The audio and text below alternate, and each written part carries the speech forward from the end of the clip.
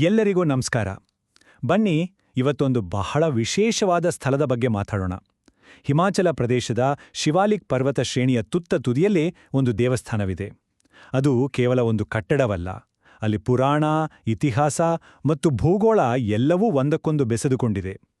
ಅದೇ ನೈನಾದೇವಿ ದೇವಾಲಯ. ಆದ್ರೆ ಮೊದಲು ಒಂದು ಪ್ರಶ್ನೆ ಮನಸ್ಸಿಗೆ ಬರುತ್ತೆ. ಯಾಕೆ ಪ್ರತಿ ವರ್ಷ ಸಾವಿರಾರು ಜನ ಅಷ್ಟೆಲ್ಲ ಕಷ್ಟಪಟ್ಟು ಆ ದುರ್ಗಮವಾದ ಬೆಟ್ಟವನ್ನು ಯಾಕೆ ಹತ್ತಾರೆ? ಏನಿದೆ ಅಲ್ಲಿ ಅಂತ ವಿಶೇಷ? ಬನ್ನಿ ಈ ವಿಶ್ಲೇಷಣೆಯಲ್ಲಿ ಅದರ ಹಿಂದಿನ ಶಕ್ತಿಯನ್ನು ಹುಡುಕೋಣ.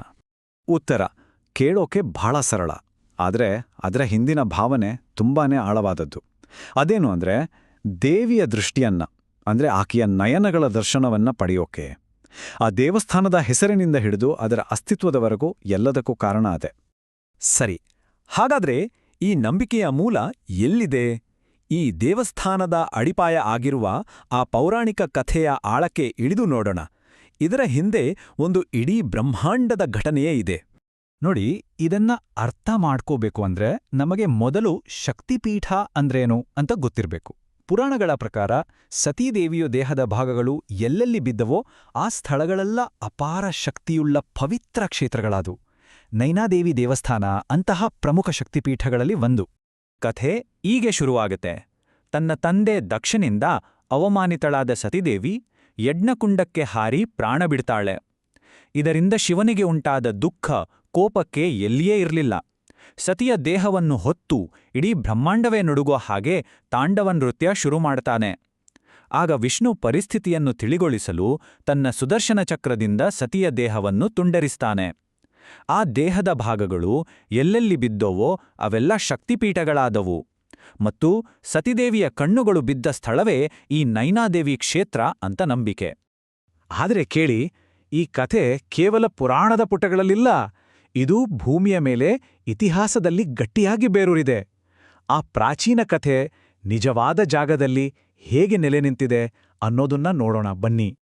ನೋಡಿ, ಈ ದೇವಸ್ಥಾನಕ್ಕೆ ಪುರಾಣದಷ್ಟೇ ಗಟ್ಟಿಯಾದ ಇತಿಹಾಸ ಕೂಡ ಇದೆ. ಶತಮಾನಗಳ ಹಿಂದೆಯೇ ಬಿಲಾಸ್ಪುರದ ರಾಜ ಬೀರ್ಚಂದ್ ಅವರ ಆಶ್ರಯದಲ್ಲಿ ಇದು ಬೆಳೆಯಿತು. ಆಮೇಲೆ ಮಧ್ಯಕಾಲದಲ್ಲಿ ಬೆಟ್ಟದ ಮೇಲೆ ದುರ್ಗಮವಾದ ಜಾಗದಲ್ಲಿದ್ದಿದ್ರಿಂದ ಎಷ್ಟೋ ದಾಳಿಗಳಿಂದ ಇದು ಪಾರಾಯಿತು.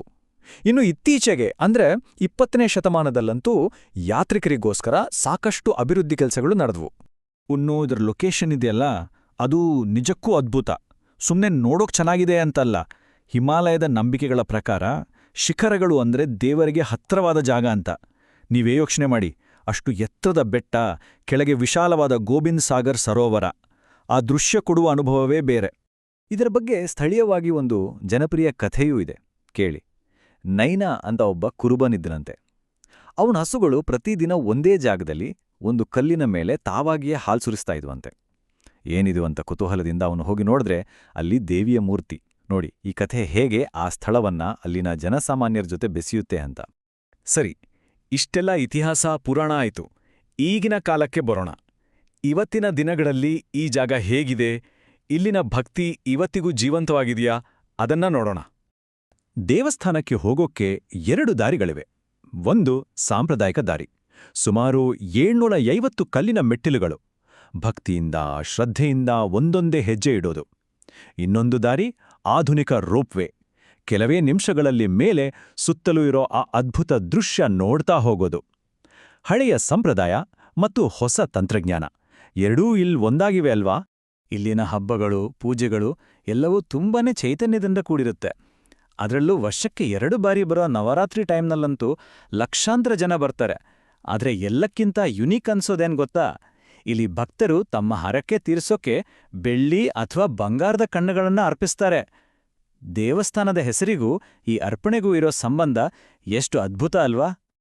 ಸರಿ, ಹಾಗಾದರೆ ನಾವು ಇಷ್ಟೊತ್ತು ಏನೆಲ್ಲ ನೋಡಿದ್ವಿ? ಪುರಾಣ, ಇತಿಹಾಸ, ಭೌಗೋಳಿಕತೆ ಮತ್ತೆ ಇವತ್ತಿಗೂ ಜೀವಂತವಾಗಿರೋ ಆಚರಣೆಗಳು. ಇದೆಲ್ಲ ಸೇರಿ ಈ ಜಾಗಕ್ಕೆ ಹೇಗೆ ಒಂದು ವಿಶೇಷವಾದ ಅರ್ಥವನ್ನ ಕೊಟ್ಟಿದೆ ಅನ್ನೋದನ್ನ ಒಮ್ಮೆ ಒಟ್ಟಾರೆಯಾಗಿ ನೋಡೋಣ. ಈ ಒಂದು ಮಾತು ಎಲ್ಲವನ್ನೂ ಹೇಳುತ್ತೆ. ಇದು ಶಕ್ತಿ ಪುರಾಣ, ಹಿಮಾಲಯದ ಭೌಗೋಳಿಕತೆ, ಇತಿಹಾಸ ಮತ್ತು ಜನರ ಜೀವಂತ ಭಕ್ತಿಯ ಒಂದು ಅದ್ಭುತ ಸಂಗಮ. ಅಂದ್ರೆ ಇದು ಕೇವಲ ಒಂದು ಕಲ್ಲಿನ ಕಟ್ಟಡ ಅಲ್ಲ, ಅದಕ್ಕಿಂತ ಎಷ್ಟೋ ಮಿಗಿಲಾದದ್ದು. ಇದು ನಂಬಿಕೆ ಮತ್ತು ಸಂಸ್ಕೃತಿಯ ಒಂದು ಜೀವಂತ ಕೇಂದ್ರ. ಹೋಗೋ ಮುನ್ನ ಒಂದೇ ಒಂದು ಪ್ರಶ್ನೆ. ನೈನಾದೇವಿಯಂಥ ಒಂದು ಜಾಗ ಸಾವಿರಾರು ವರ್ಷಗಳಿಂದ ಜನರ ನಂಬಿಕೆಯನ್ನ ಹೇಗೆ ಹೀಗೆ ಅಚಲವಾಡಿ ಹಿಡಿದಿಟ್ಕೊಂಡಿರಬಹುದು? ನಂಬಿಕೆಯ ಶಾಶ್ವತ ಶಕ್ತಿಯ ಬಗ್ಗೆ ಈ ಜಾಗ ನಮಗೆಲ್ಲ ಏನ್ ಹೇಳ್ಕೊಡುತ್ತೆ? ಒಮ್ಮೆ ಯೋಚಿಸಿ ನೋಡಿ.